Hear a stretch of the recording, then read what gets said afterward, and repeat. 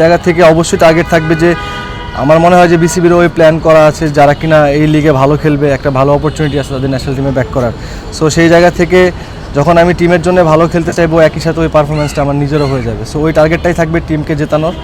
So ultimately premier লিগের পরে দেখা যাক ইনশাল্লাহ কতটুকু কী হয়। কোনো আভাস পেয়েছেন কিনা, মানে খুব শিগগিরই আবার আমরা আপনাকে ন্যাশনাল টিমে দেখতে পাচ্ছি?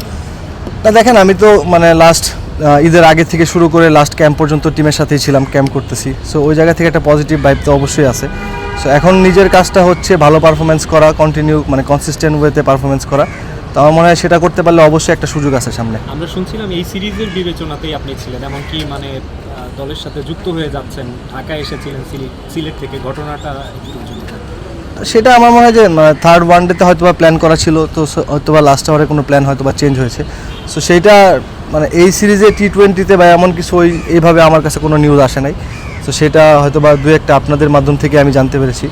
সো ওই জায়গায় এখন যেটা ফোকাস করতেছি, সামনে প্রিমিয়ার লিগ আছে, প্রিমিয়ার লিগটা ভালো খেলা এবং ভালো খেলতে পারলে মানে আমার কাছে মনে হয় যে একটা অপরচুনিটি আসবে আবার ইনশাল্লাহ। না আবারই মাশাল্লাহ বড় মতোই এবারও আপনারা দেখেছেন আমরা খুব ভালো একটা টিম করার চেষ্টা করেছি।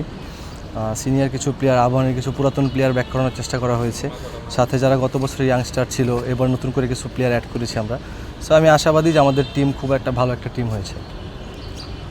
আগের বারের মতো তো এবারও চ্যাম্পিয়ন দৌড়ে থাকার জন্যই আসলে প্ল্যান করা, যদি এবার রেলিগেশন আছে বা হচ্ছে সুপার পার্টটা নাই, এটা কি একটা আসলে সংকেত কিনা?